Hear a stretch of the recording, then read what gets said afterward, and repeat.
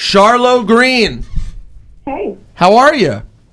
I'm good. How are you? Good. You're talking to Rosenberg and Laura Stiles from Hot 97. Hey, how is everything down in New York right now? Everything's pretty good. How's everything over in Alaska? It is pitch black. It is like nighttime here. Oh, wow. Is it really nighttime, or are you just stoned right now? A little bit of. No, it's 3:52 in the morning. Oh, it really is the middle of the Oh, night. yeah. So you're like the new talk of all the blogs and all the the internet is buzzing with your courageous way of saying goodbye to your job. Yeah.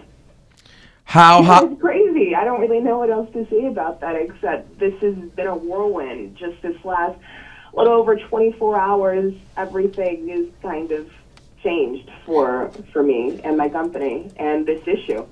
Okay, here's the thing. How long had you wanted to be a reporter for?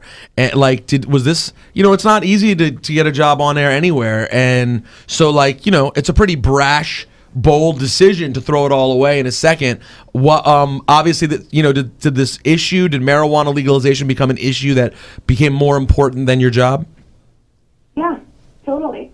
I mean, I saw an opportunity to serve the needs of a community that had been left out to dry, left out to go and be served through Alaska's back alleys to get the medicine that the state had deemed appropriate enough to actually give them medical marijuana cards to treat it. Yet the state hasn't set up any sort of dispensary system all this time since Alaskans have legalized medical marijuana back in 1998. I saw an opportunity to fill the need of that community and to just continue educating Alaskans, and instead of just standing on the sideline being a spectator as a reporter, hoping that I could possibly make a difference, I just hopped in there, and that's what I'm doing now. And I know that I'm making a difference. So to say that I threw away anything is a misstatement. This is a choice. Everything that I've been through up until this point has led me to exactly where I'm supposed to be. And that is right here on the phone with you guys at 3:54 this morning. Getting stoned while doing a phoner. No, listen, I was only saying that from the perspective of being a broadcaster that, it takes a long time to get a job. So yeah, obviously if what you want to do is be on the front lines for, marijuana rights in Alaska, then you totally made the right decision.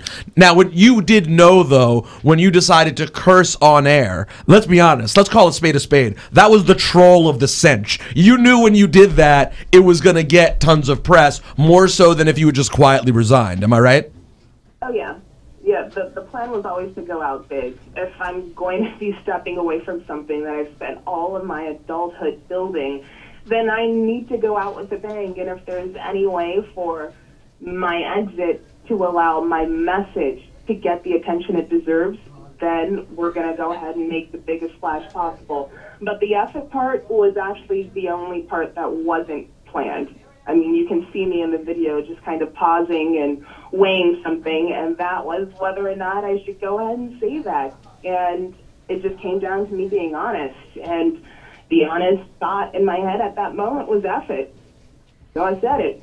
So as soon as you guys wrapped up the broadcast, what was the first thing that someone said to you? One of the, a couple of the higher-ups came out from one of the programming rooms and said, "Oh my gosh, you just broke the law!" And it was like, no, I most certainly didn't. Free speech is a right guaranteed by the Constitution. If anything, the station might be fined by the FCC, but that's no longer my problem since I'm no longer an employee. Well, are you going to get in any trouble with the station, though, for intentionally cursing on air? If it was pre-planned, that's my understanding, then perhaps, but the station never knew anything was happening. They couldn't have avoided that, and I didn't know it was happening until the moment it came out of my mouth. No one on my team even knew it was happening because it was spur of the moment. So we'll see where everything goes, but I know at the end of the day, it's all part of the righteous fight to right an unjust law that has ruined the lives of too many Americans. You are one noble pothead, miss. You are. All I do when I get stoned, all I do is sit around and watch horror movies and then want to kill myself. That's terrible. Yeah, no, I'm not the best person to have on the front lines for this issue. Well, at the end of the day, here in Alaska, statistics show the usage rate is about 50% of our population at least has tried marijuana once in one form or fashion. So if anyone's going to be voting no, then they're basically saying that half of us Alaskans decide to be in jail for a choice that we decide to make inside of the privacy of our own homes. No, Alaskans do not deserve to be in jail for that. You deserve to be in jail for electing Sarah Palin to office. I'm just kidding. Hey, but I have a question though. Why decide? Things are going to get different because you just decided to become famous overnight. And I got to tell you, nothing is worse than being super stoned in public when everyone knows who you are. Well, that depends if you know how to control the high or not. I mean, take it slow and ease into it, but why should you be out stoned in public and why call it stoned even? Well, I'm stoned. I'm medicating. She's medicating. While all of these people are out with this magnifying glass looking at what exactly Alaska is doing and what the Alaska Cannabis Club is doing for marijuana reform. That is terrifying. Are you kidding me? If I'm going to do something, instead of taking an anti-anxiety pill prescribed by Big Pharma, I'm going to hit a joint. You're going to roll up and smoke a doobs. Hello, talk about it. Before we let you go, if someone was to say to you, like come to you on the street and say, hey, you know, a totally respectable, a good friend of yours, let's say, wanted to get together and be like, hey, you don't have a job anymore. Are you trying to get together and smoke a little pot and relax? What would your response be? They'd say, I have a lot of work to do.